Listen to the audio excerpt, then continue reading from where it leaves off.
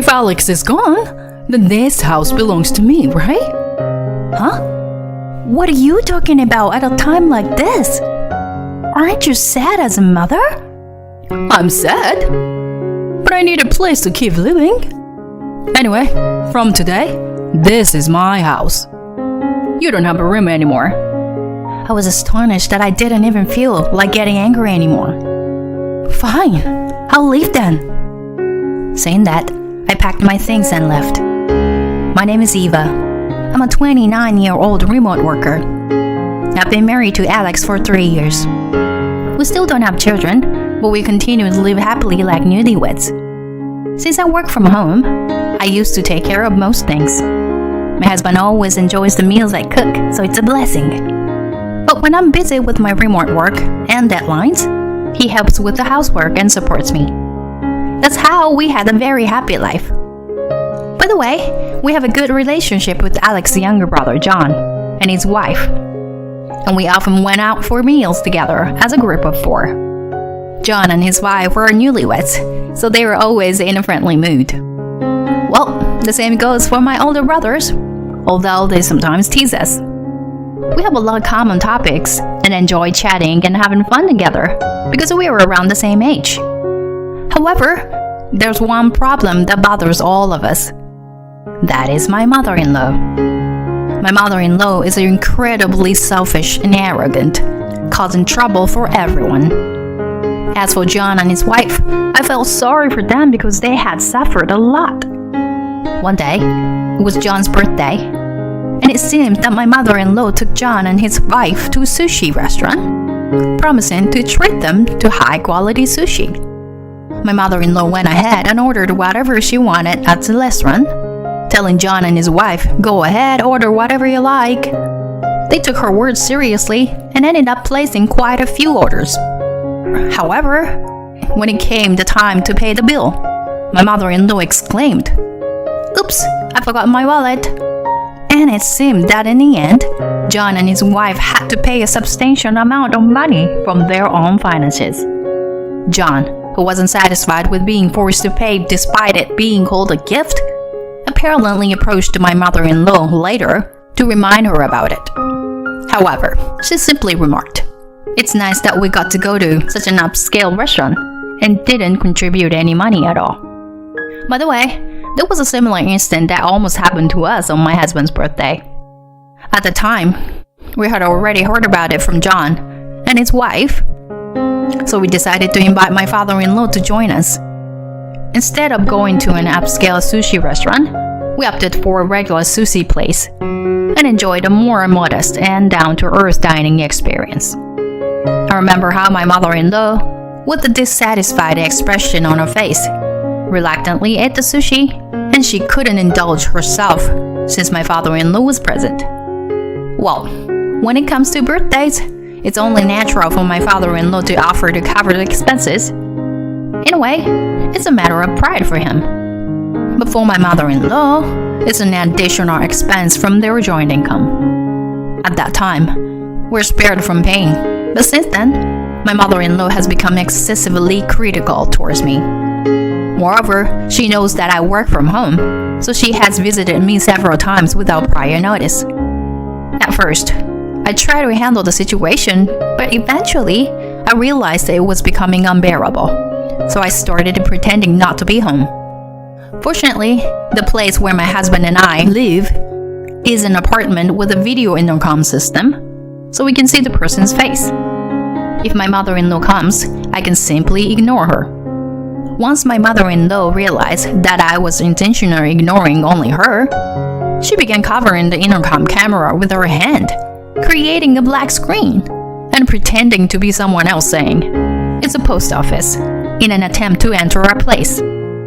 However, it's not common for people to cover the screen, so I was convinced that it was my mother-in-law and continued to ignore her. After that, it seems like she gave up, and she rarely visited our home. Well, that's how my mother-in-law has been behaving arrogantly and causing trouble for us. And recently, I heard that my in-laws are facing the risk of divorce. So, whenever we gather, that topic inevitably comes up at least once. I don't understand why they won't tell us why they are on the verge of divorce. Well, I think it's more like Dad got fed up with Mom. It seems that both Alex and John have witnessed their mother's negative character traits, or rather, her selfishness, since they were children. That's why they had a strong belief that she would definitely engaging in bullying me and John's wife. So, they made a conscious effort to avoid visiting their parents' home unless it was absolutely necessary in order to prevent any harm coming to themselves or us. However, with her impending divorce and the fact that she'll be left alone, there would be no one to put a stop to her unruly behavior. I had a feeling that she might try to visit her home multiple times like before, or even go to John's place. And as I suspected, my uneasy premonition turned out to be true. It seems that my mother-in-law immediately sought refuge with John and his wife after the divorce was announced. She repeatedly kneeled down and pleaded, saying, "I've changed my ways, so please let me stay here until I find a new place." Both John and his wife were generally calm and good-natured people, so my mother-in-law's desperate plea seemed to rattle their hearts a bit. They ended up allowing her to stay temporarily as long as she found a new place soon. However, as expected, this turned out to be a huge mistake. The quiet facade my mother-in-law initially showed quickly faded, and she returned to her usual self. As a result, my sister-in-law began to suffer from severe mistreatment. She came to me in tears, and I instructed her to gather evidence of the mistreatment using a voice recorder. And once the evidence was collected, we planned to confront my mother-in-law with it and collectively drive her out. "Oh, is that you, Alex? Oh, and Eva?" She said her names in tone that clearly showed her lowered spirits. "What's happening with both of you today?" "John and his wife were having difficulties, so they came to Eva's house." "What kind of difficulties?" The mother-in-law seemed unaware of the situation, but forced herself to sit down. "Well then, let's get straight to the point. Mom, could you please stop causing more trouble for John?" "What? What are you suddenly talking about? That I'm causing trouble for John and his wife? What kind of baseless accusation is this?" "Don't mess around. You've been harassing my wife during the day." "What? I haven't done anything like that. Are you being deceived by this woman?" "You harass me almost every day. I can't bear it anymore." "Exactly. We're told that you, Mom, would change your attitude and stay in the spare room until you find a place. But even after a week, you refuse to leave and continue to harass my wife. What's going on? This is unacceptable." "I'm telling you, I haven't been harassing your wife. It's a misunderstanding. If you insist, can you show me some evidence?" "Understood." "Huh?" John's wife plays the recorder, capturing my mother-in-law's voice berating her.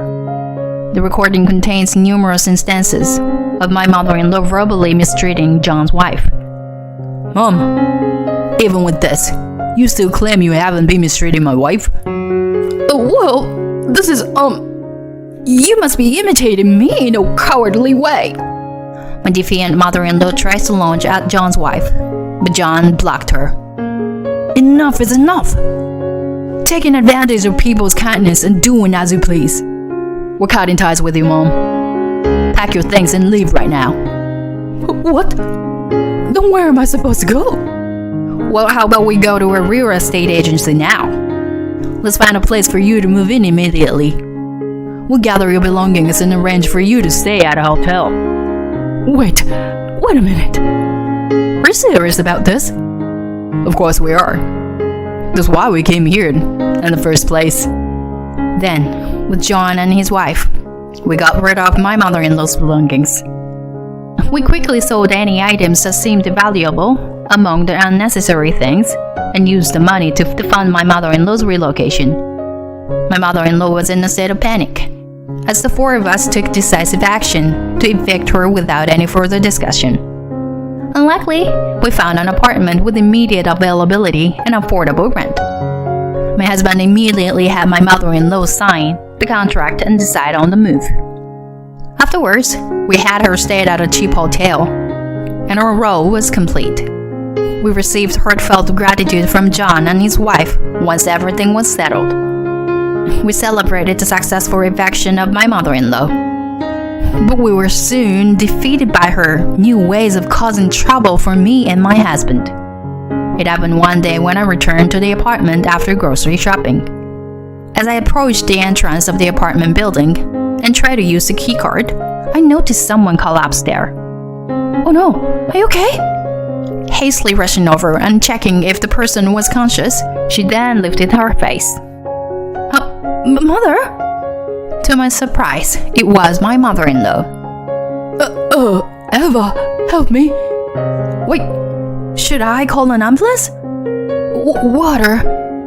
Water?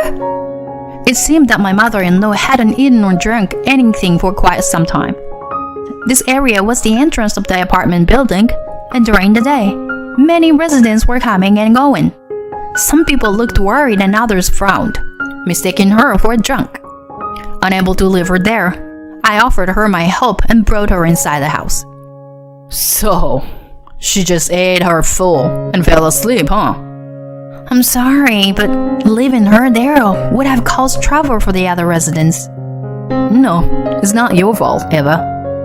I can't believe I ended up with such an outrageous mother. I'm leaving for a business trip overseas the day after tomorrow. I hope everything will be fine.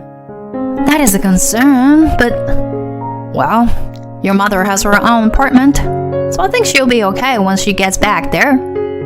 At that time, I underestimated the situation. And then my husband went on his business trip, and the seasons came and went. This time, he was scheduled to be away for 6 months on a business trip to Antarctica. It was a bit lonely, but it was his job, so there was nothing I could do. Well, I'm off. Yeah, take care of yourself. Oh, take care. Yeah. For some reason, my mother-in-law accompanied us to the airport. She said she wanted to see him off. On the way back in the car, I decided to drop my mother-in-law at her own place. Then, my mother-in-law said something unbelievable. So, I've been kicked out of that house. Huh? Why? Well, I couldn't pay the rent. Didn't you receive money from the property division? Well, I wanted to use that for installment payments for the alimony. Huh? It turned out that my mother-in-law got divorced from my father-in-law due to her affair. Eva, please, I have nowhere to go. Well, if that's the case, why don't you go to your affair partner's place? It's impossible. He said he wouldn't break up because his wife didn't want a divorce. So, it was an affair between married individuals. Please, Eva. If I stay like this, I might starve to death. Just like the day before yesterday. I promise I won't cause any trouble. I understand. I reluctantly decided to let her stay at her house. I didn't want to cause trouble like last time, making a scene in front of the apartment and disturbing other people. After that, my mother-in-law, while being a nuisance, at least behaved quietly as longer. It seemed that the stern warning my husband gave her via video call from his overseas assignment had an effect. Since my husband declared that he would kick her out if anything happened, my mother-in-law seemed to have realized that if she caused trouble again, she would end up homeless. However, in the midst of it all, an unexpected event occurred. My husband went missing. Neither his company nor the local people had any substantial information. There was no guarantee that he was still alive. I was deeply saddened by this. In just 2 more months, he was scheduled to return home. But since then, no matter how many months passed, I couldn't find any trace of my husband. His life was likely not spared. People with such and such views began to appear here and there. I hope he's safe.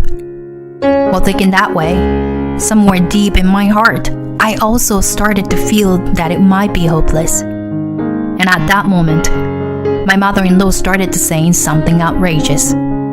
If Alex is gone, then this house belongs to me, right? Huh? Why are you saying such things at a time like this? We still don't know if he's really gone or not. Aren't you sad as a mother? Of course I'm sad. But to survive, I need a place to live. We have to accept reality and move forward. Anyway, from today on, this is my house. You don't have a room here anymore. I was shocked and didn't even feel like getting angry anymore. Fine, then I'll leave. Saying that, I packed my things and left. Afterwards, my sympathetic brother-in-law and his wife heard about the situation and invited me to stay at their place for a while. Then I looked for a room to stay in and found a nice place to stay and got ready to move there. Then my mother-in-law stormed into John and his wife's house. Eva, you're here, right? My brother-in-law and his wife tried to send her away, but I said, I'll handle this, and went to the entrance. Please, don't cause any more trouble in the neighborhood. Wait, Eva? I was kicked out of the house. What's going on? Oh, come to think of it, it's been a month already. When I left the house, I sold it, and the eviction order was issued to your place. Huh? But the house belongs to Alex, right? The house is under my name. I was the one who contracted it while working from home, instead of going on frequent business trips. But what should I do if I'm kicked out of the house? I don't know. Find a job and rent a room for yourself. At that moment, my brother-in-law and his wife also arrived. If you ever come to our house again, I won't hesitate to report you. No way. My mother-in-law ran away from the scene crying. Well, finally she's disappeared from our sight, I thought to myself. Afterward, I moved into a room for living alone. The room was comfortable, but I guess it's too big for one person. There's no partner who could appreciate and enjoy the meals I cook, I thought. Will I never see that face again? That's it. The words I spoke alone vanished into thin air without reaching anyone else's ear. Suddenly, the intercom rang. On a screen, it was either covered or completely black. Could it be my mother-in-law? How did she find out where I am? She's really persistent. What is it now, Mom? If you don't stop, I'll call the police. But the voice that came from the screen was not my mother-in-law. Oh, calling the police would be a problem. I'm currently in the country illegally, you know. Huh? I recognized that voice. And then, the hand that was covering the screen moved away, revealing a clear view of the face. Alex! I'm home. When I unlocked the door and opened the entrance, unmistakably, my husband was there. Alex, you're alive! I'm so relieved. Tears kept flowing from my eyes. I'm sorry for being late. I was really worried. I even started to think you might have passed away. I ended up considering such things. My husband hugged me and apologized, saying I'm really sorry. He explained that the ship he was on exploded, and all his belongings, including his passport and smartphone, were lost. After that, he went through a life or death struggle while being stranded, he said. But fortunately, he met kind people who let him into their home and managed to survive, he added. He had been sending letters, but apparently, my mother-in-law had been unknowingly stowing them away. They never reached my eyes. And now, after trying various means, it seems that he will be able to return to America. I was surprised when I got home and found someone else living there. So I went to my brother's house and he told me to visit here. I see. But I'm just glad you're alive. Afterwards, my husband changed jobs to one that doesn't involve overseas business trips. It was a decision made with the intention of never experiencing something like that again. Going through that incident made our relationship as a couple even stronger than before. And finally, we were blessed with a child. Both my husband and I were overjoyed. My brother-in-law and his wife also rushed to celebrate with us. By the way, I have no idea how my mother-in-law is doing now, but she's probably living a quiet and impoverished life. I haven't shared my current address with her, and my brother-in-law's family also moved cautiously. As a result, my mother-in-law has no way of knowing our whereabouts. We have found our peace and tranquility in our daily lives. I will continue to love my husband for the rest of my life. As a married couple, we want to cherish and raise our upcoming child with care.